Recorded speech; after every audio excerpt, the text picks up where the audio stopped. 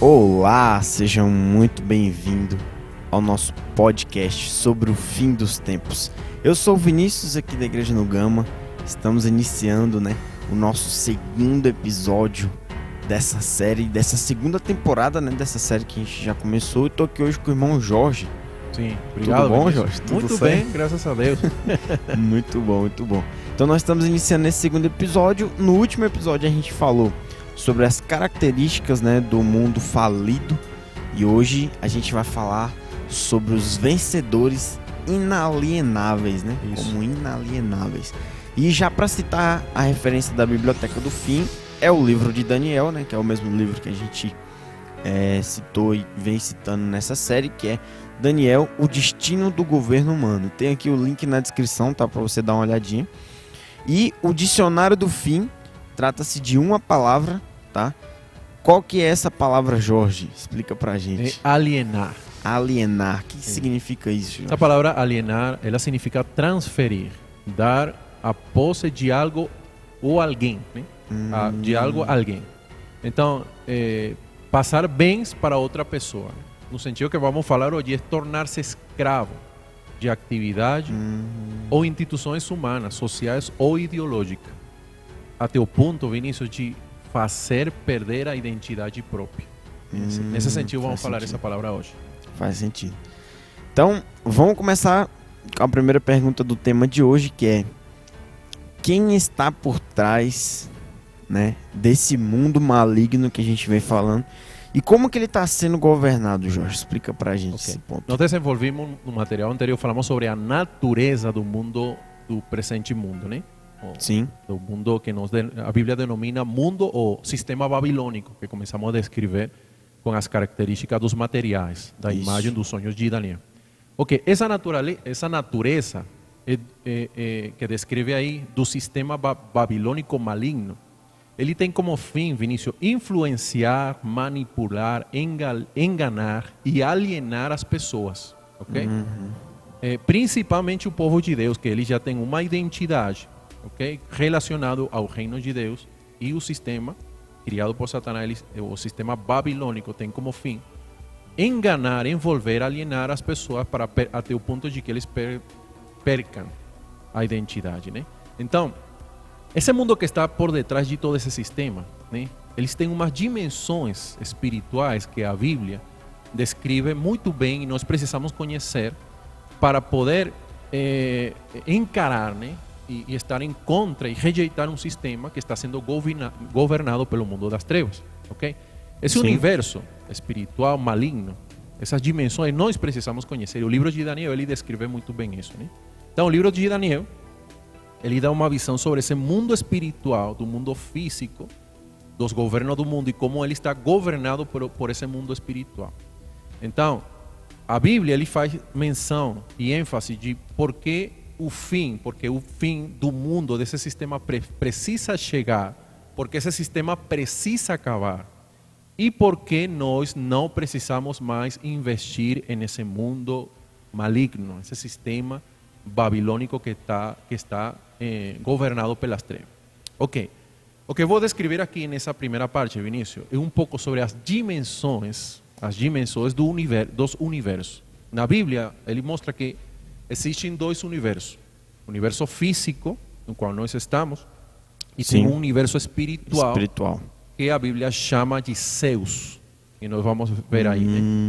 Ok, no universo físico, que ele está limitado por 4 dimensões. Uma é a altura, outra é a largura e a profundidade, que o homem quase não tem domínio, e tem uma no qual o homem não tem domínio, que é o tempo. Okay? Então podemos dizer assim, que nesse mundo físico tem 4 dimensões.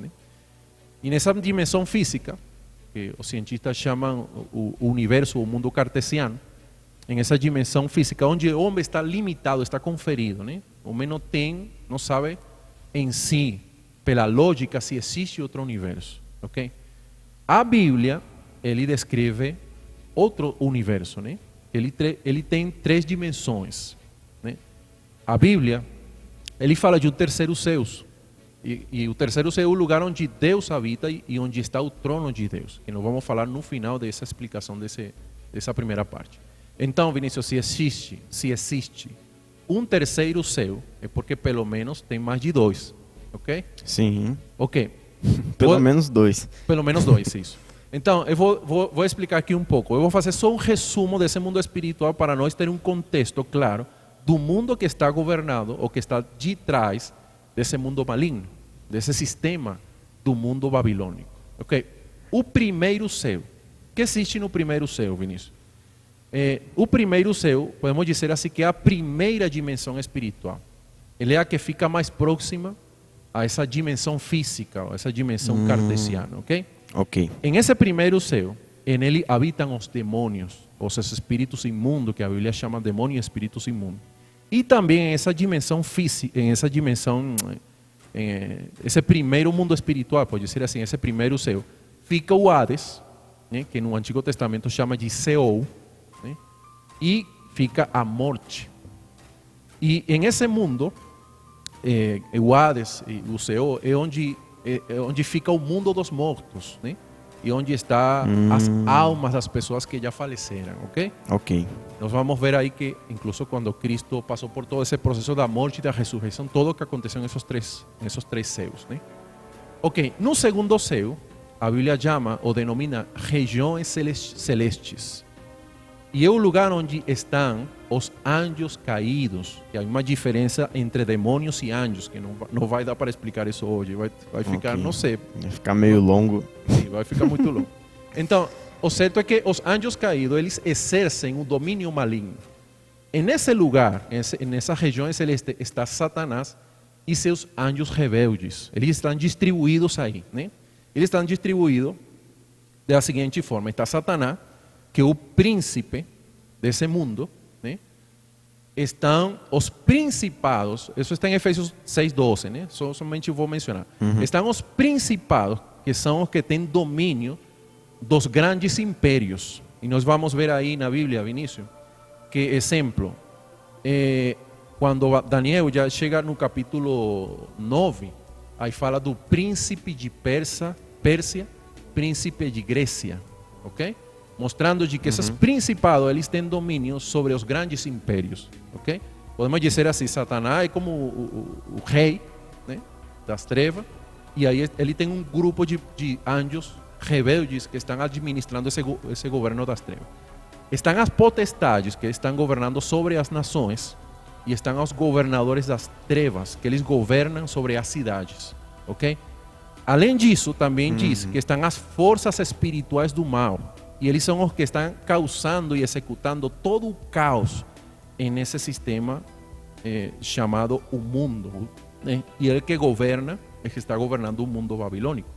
Agora, o terceiro céu é onde fica a dimensão eterna.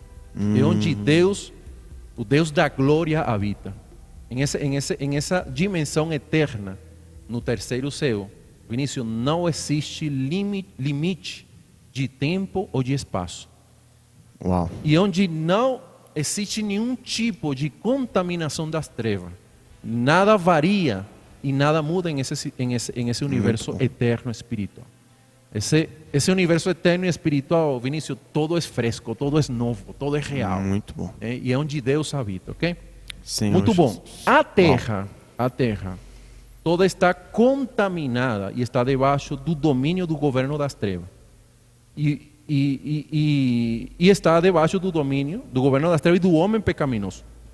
E está sendo dominado, esse mundo, a terra está sendo dominado pelos demônios, né? Pela morte e pelo Hades, que ficaria no primeiro céu.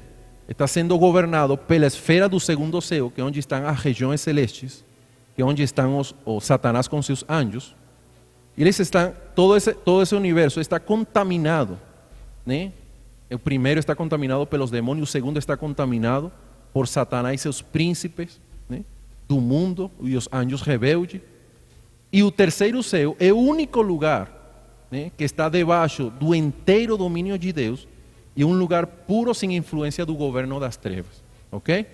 Muito bom. Muito bom. Então, o que quero dizer com isso é o seguinte: está o mundo físico no qual nós estamos, ele está governado por todo esse governo de trevas, né? que para nós fisicamente, Vinícius, seria impossível encarar e vencer esse universo, esse mundo espiritual, né? Humanamente falando, né? Humanamente falando. Sim, mas então eu já te devolvo uma pergunta nesse sentido. Como que a gente pode vencer o domínio desse mundo espiritual que fisicamente não está ao nosso alcance? Como vencer, então? Então, nós, humanamente, é impossível vencer esse mundo, esse universo espiritual aí que está governado pelas trevas, né? Bom, a boa notícia é que Cristo, na sua obra da redenção, ele para resgatar o homem, ele se encarnou, ok? Ele saiu de lá, do terceiro céu, que seria a dimensão eterna, e ele entrou aqui. Ele entrou primeiramente no mundo físico, né? Esse mundo, universo cartesiano. Ele se limitou pelo tempo e pelo espaço por causa nossa, ok? Quando ele morreu na cruz, por todos nós, ele entrou no primeiro céu, ok? Que em essa primeira dimensão espiritual está onde está o Hades, está o mundo dos mortos, e ele entrou no Hades. Quando ele ressuscitou no terceiro dia, quando ele saiu desse primeiro céu, desse primeiro universo aí espiritual, ele saiu do Hades e ele venceu o poder e o domínio da morte e do Hades. E ele tirou, Vinícius, ele tirou o poder e as chaves da morte e do Hades, né? Ele tirou esse domínio, esse poder. E ele venceu os demônios. Então imagina o Senhor Jesus saindo desse primeiro céu, né? E Satanás, né? E os demônios e o Hades e a morte tentando assegurar Jesus, né? E ele saiu, ele venceu com o poder da super ressurreição. Então, ele entrou, quando ele saiu desse primeiro céu, ele entrou de novo, ele voltou para nosso mundo cartesiano, com o fim de aparecer para os discípulos e dar testemunha de que ele tinha ressuscitado, de que ele tinha saído desse primeiro universo espiritual chamado primeiro céu, onde está o Hades e os demônios. Depois de testificar, ele foi caminho depois para o terceiro céu, não? E caminho para o terceiro céu, Cristo levou a humanidade. Então, por primeira vez, uma humanidade, que foi a humanidade de Jesus, foi inserida na esfera eterna. Então, ele passou pelo primeiro céu, vencendo o Hades, os demônios. Ele passou em essa viagem, quando ele ia para o terceiro céu, ele teve que passar pelos segundos céus, onde estão Satanás e todos os anjos, né? Que são os governadores, principados, potestades. Então, eles tampouco puderam, eles tampouco puderam assegurar e reter a Jesus, ok? Então ele passou esse segundo céu e ele atravessou, ele traspassou o segundo céu e chegou, Vinícius, até o terceiro céu. Até o terceiro céu, então, até o Cristo, trono. Até o trono, ele entrou no trono, na glória do Senhor, no terceiro céu, com divindade e com humanidade. Agora, Vinícius, Cristo com divindade e com humanidade, ou seja, com um corpo humano glorificado, ele está na dimensão eterna no terceiro céu. Agora, o mundo e o governo das trevas pode ser vencido e pode ser tirado esse domínio por meio do homem glorificado. Muito bom. Ou seja, essa obra de toda essa viagem que fez Cristo entrando no primeiro céu, vencendo a Hades, a morte, saindo de aí, entrando de novo no universo cartesiano e viajando depois para o terceiro céu, vencendo o domínio de Satanás, os anjos caídos nas regiões celestes, que é o segundo céu, e entrando aí no terceiro céu. Todo esse processo é a base para hoje nós vencermos o mundo espiritual maligno. Graças a Deus. Bom, graças a Deus. Essa super ressurreição a gente citou, né? Na temporada passada, que é a exanástase. Então, alguns dos episódios a gente falou disso. Tá, beleza. Então, vamos entrar agora, né? Num ponto que ficou pendente aí no episódio passado, que foi a questão dos reinos, né?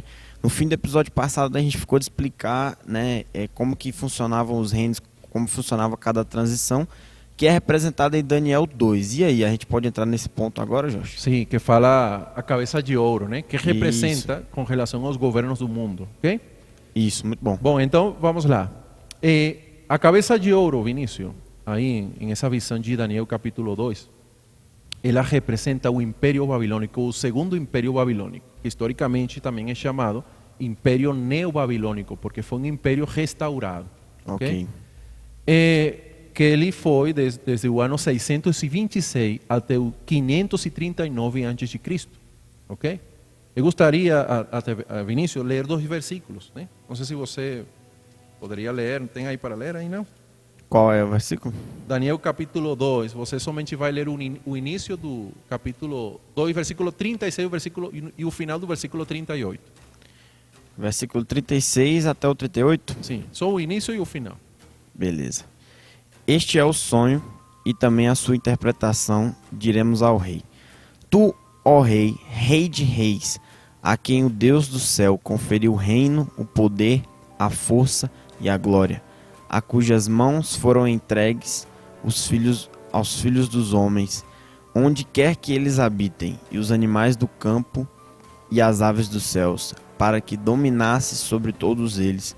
Tu és a cabeça de ouro. Então, aí especifica, né? Tu és Sim. a cabeça de ouro. Ok. O Império Babilônico, esse segundo império, esse Império Neo-Babilônico, ele foi iniciado pelo pai de Nabucodonosor. O nome dele foi Nabopolassar. Foi o primeiro rei do Império Neo-Babilônico. Ele, depois de algumas conquistas e alguns vazios de poder, ele foi reconhecido como rei. Depois, quando ele morre no ano 605, nesse mesmo ano, é estabelecido Nabucodonosor II, que é o rei que teve o sonho no capítulo 2 de Daniel. Ok? Ok. Bom, Nabucodonosor II, ele tem uma característica muito importante histórica. Por quê? Porque ele foi que restaurou a glória da Babilônia, né? Até o ponto de que ela foi até mais gloriosa daquele primeiro império babilônico. Okay? Então, ele restaurou a glória da antiga Babilônia, ele edificou os templos, ele edificou a cidade, ele cercou a cidade, né?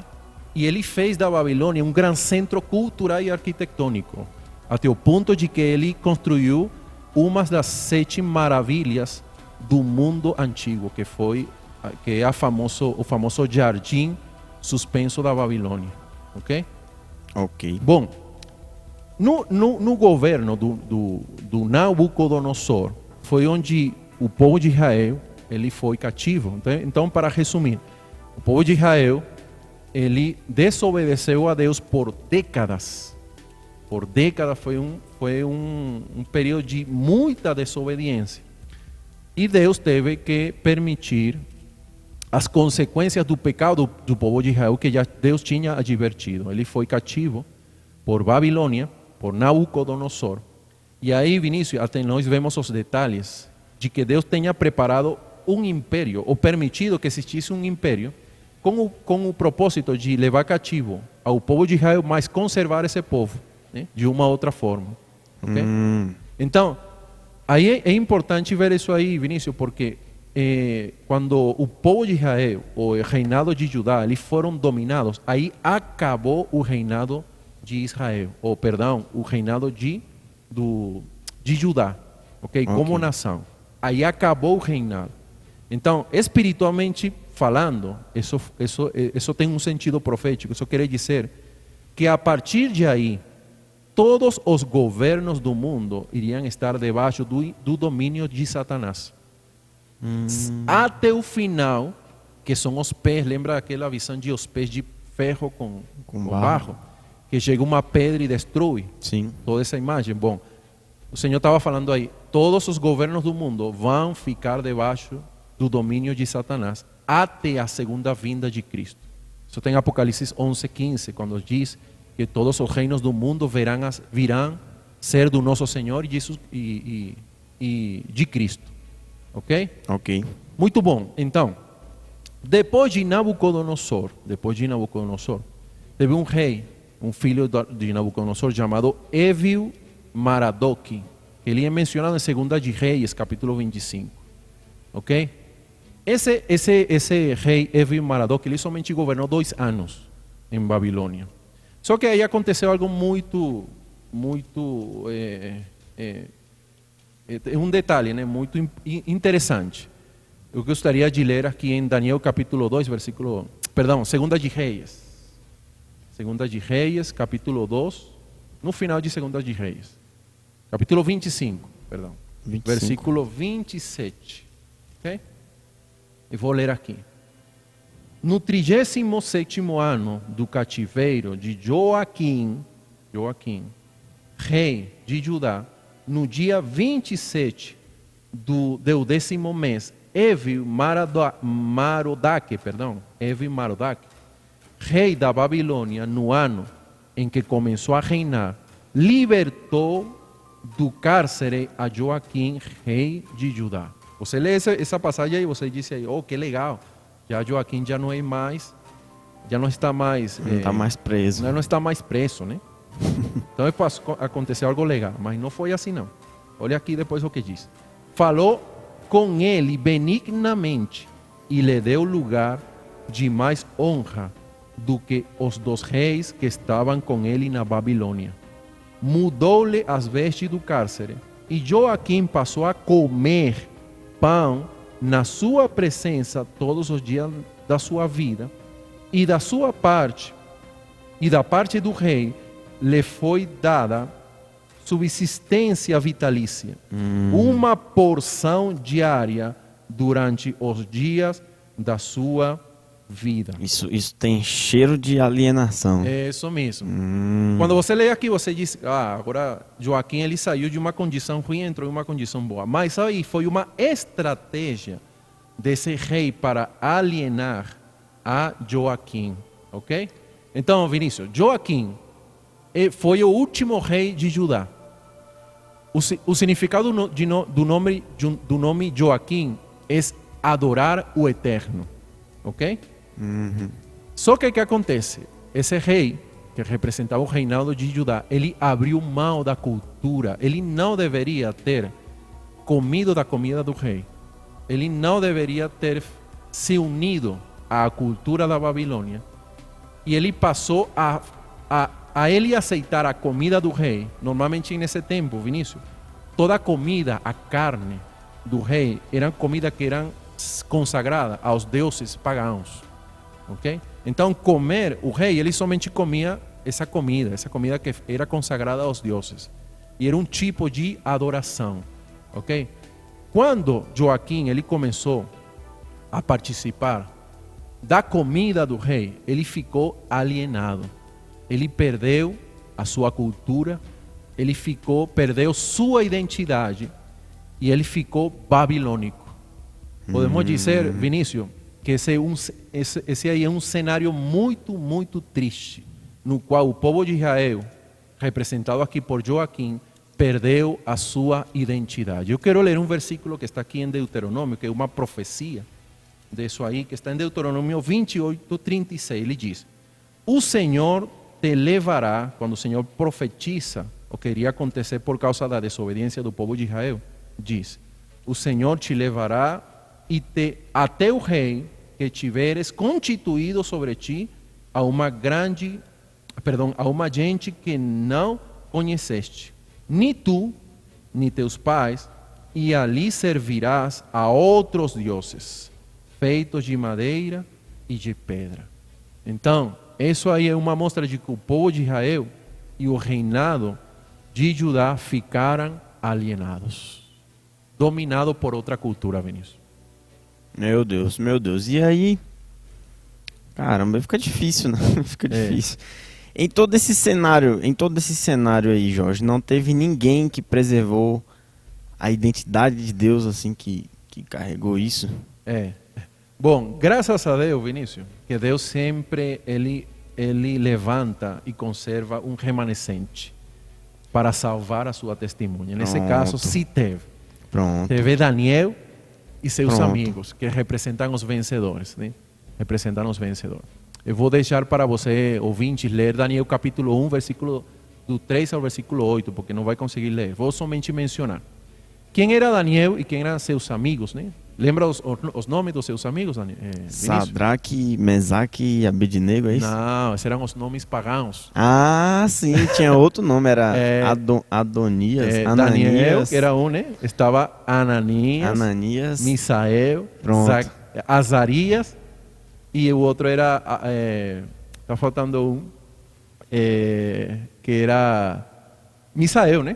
Daniel, Ananias, Misael e Azarias, né? Pronto, pronto, eu confundi. Adonias não, Adonias é outra coisa. Bom, esses 4 jovens aí, Vinícius, eles representam um remanescente vencedor que consigue vencer a alienação. Eu pronunciei bem? Isso mesmo, alienação.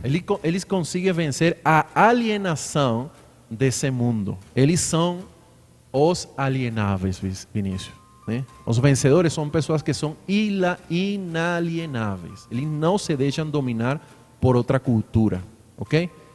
Então, esse Daniel e seus amigos aí, eles eram do linhagem real, porque eles eram da tribo de Israel, ok? Sim. Eles eram jovens preciosos, né? Que eram do Senhor, com uma cultura muito forte. E quando Satanás, ele viu que esse grupo de jovens era um grupo de jovens consagrados, ele ordenou, Nabucodonosor ordenou pegar esse grupo de jovens e ensinar toda a cultura babilônica e a língua dos caldeus. Isso quer dizer transferir para ele o conhecimento babilônico, a ciência babilônica, mas também a filosofia e a religião, entre outras coisas, né? Quando isso está todo no capítulo 1 do livro de Daniel. Quando isso aconteceu, também foi ordenado a dar uma ração diária da comida do rei por 3 anos. Ok? Exemplo, no caso de Joaquim, ele começou a participar da comida do rei e ele ficou alienado. Então, esse grupo de jovens, eles estavam sendo obrigados, né, a pegar a dieta babilônica, que nesse caso aqui espiritualmente representa, Vinícius, toda a dieta da cultura que o mundo oferece, com o propósito de não ficar alienados, ok? Então, qual era a estratégia? Era tornar eles babilônicos, era mudar a identidade deles. Exemplo, na Bíblia, Vinícius, o nome representa a identidade, representa a pessoa, ele tem muito significado, ok? Sim. Então, o nome deles, os nomes desses 4 jovens, o significado realmente, ele estava desafiando a cultura babilônica. E não é como no nosso tempo, exemplo, que você coloca para colocar um nome a seu filho, você pega um pedaço, uma porção do nome do pai com o nome do avô e aí inventa um nome. Não? E nesse tempo o nome era a pessoa, era algo que tinha que ver com a identidade e a cultura deles. Sim. Então Daniel, exemplo, Daniel significa Deus é o juiz. Então imagina, muito bom, Nabucodonosor chamando a Daniel de Daniel. Ou seja, quando chamava Daniel, estava falando assim: Deus é o juiz, vem para cá, por favor. Sim.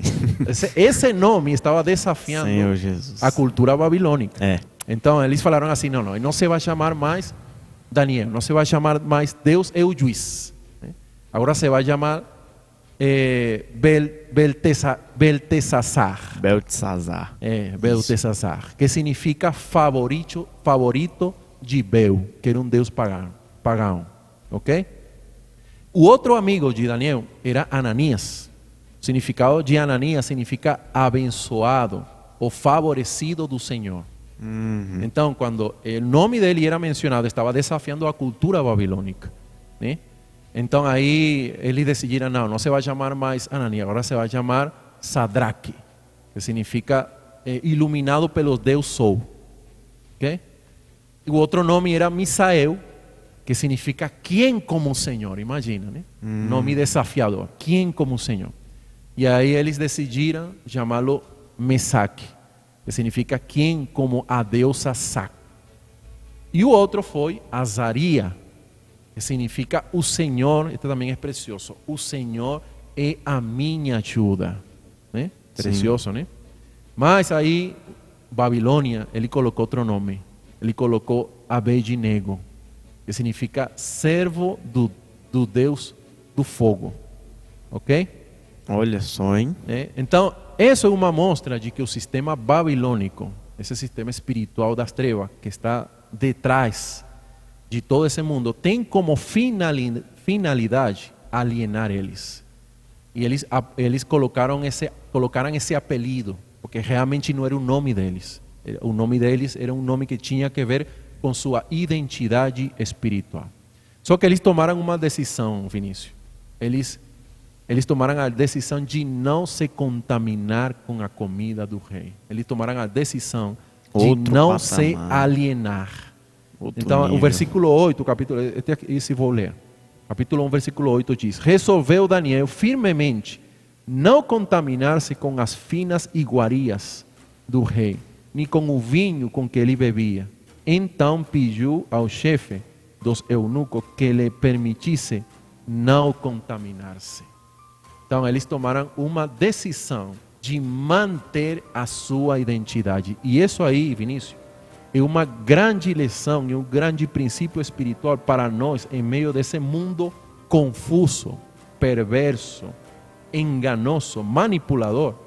Nós conservarmos a nossa identidade em Cristo, a nossa identidade espiritual. Ok? Muito bom. Ok. Ele, por causa disso, por causa dessa posição de não se alienar, de não se contaminar com a comida do rei, de não perder a sua cultura, eles tiveram outro espírito. E por meio desse outro espírito, eles conseguiram cooperar com o Senhor. Eles conseguiram manter a testemunha. Deus tinha alguém com quem falar. Muito bom. Então, capítulo 1, versículo 17 diz: ora, a este 4 jovens, Deus deu o conhecimento e a inteligência em toda a cultura e sabedoria. Mas a Daniel deu inteligência de todas as visões e sonhos.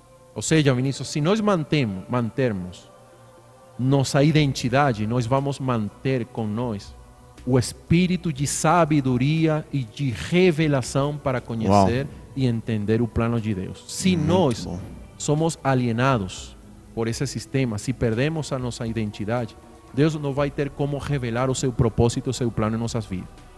Bom, esses 4 jovens foram o que Deus conseguiu usar para poder revelar seu plano e cumprir seu propósito nesse tempo. Então eu vou resumir aqui o que aconteceu um pouco, né? Nabucodonosor, ele teve um sonho, né? Teve um sonho, o qual ele esqueceu, e quando ele esqueceu, ele se levantou perturbado, muito perturbado. E ele mandou chamar aos sábios, né? aos adivinhos, aos que praticavam a mágica, coisas assim, né? Mandou chamar a toda essa turma aí com ele. E falou assim: tive um sonho e eu preciso a interpretação. Aí eles falaram assim: não tem problema, só o rei fala qual foi o sonho e a gente vai interpretar. Então o rei falou assim: esse é o problema é que eu esqueci. E se você não me fazem lembrar o meu sonho e a interpretação, todos vocês estão mortos.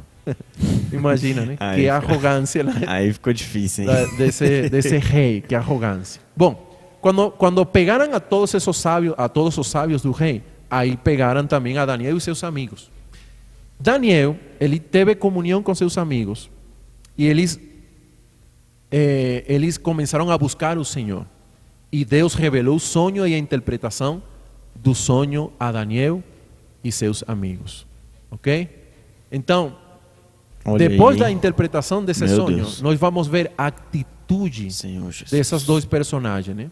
Ou desses 4 personagens, Daniel e seus amigos. Então, para resumir, Vinícius, porque o tempo aqui está acabando. Exemplo, quando você vê no capítulo 3, Nabucodonosor, quando ele escutou que ele era a cabeça de ouro, ele se orgulhou. Ele mandou a fazer uma estátua de ouro. E quem não adorasse essa estátua, todo aquele que não adorasse essa estátua seria executado. Aí pegaram aos 3 amigos de Daniel, pegaram a Ananias, Misael e Azarias. E eles decidiram assim: bom, rei, na verdade a nossa decisão está tomada. Nós não vamos adorar essa imagem. Se o Senhor quer, se o Deus, Ele nos quer livrar, tudo bem. Mas se não nos quer livrar, igual nossa decisão está tomada. Nós vamos honrar a nosso Deus, né? Uau! Não? Então, que com que posição, com que identidade, Vinícius, eles conseguiram vencer ainda a imposição do rei da Babilônia em contra do sistema que eles queriam impor, né?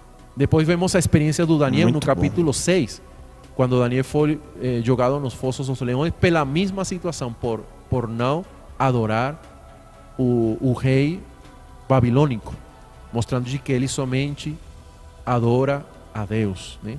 Então, essa atitude desses 4 personagens aí, que é Daniel e seus amigos, é o mesmo espírito que nós precisamos ter neste tempo para vencer o mundo espiritual e o sistema babilônico que querem nos alienar. Se nós não temos esse mesmo espírito deles, nós vamos ser influenciados pelo sistema maligno. Senhor Jesus. E nós precisamos orar ao Senhor. Senhor, nos dá o mesmo espírito, a mesma identidade e a mesma força que tinham Daniel e seus amigos para nós vencermos nesse tempo a confusão do mundo babilônico. Senhor Jesus, Senhor Jesus. Muito bom. Então, esses de fato são, né, os vencedores inalienáveis. Muito bom. E Jorge, como que acaba esse reinado da Babilônia aí? Bom, Vinícius, acaba no próximo episódio. Porque já o tempo acabou. Não, de boa. Então vamos continuar no próximo episódio. Não, fica assim, então, tá tranquilo. Então, muito obrigado você que chegou até aqui, tá? Se você gostou desse podcast, deixe o seu like, deixe o seu comentário antes de sair. Deixe o seu comentário aí e nos vemos no próximo episódio. Que Jesus abençoe sua vida. Deus abençoe. Muito obrigado. Glória a Deus.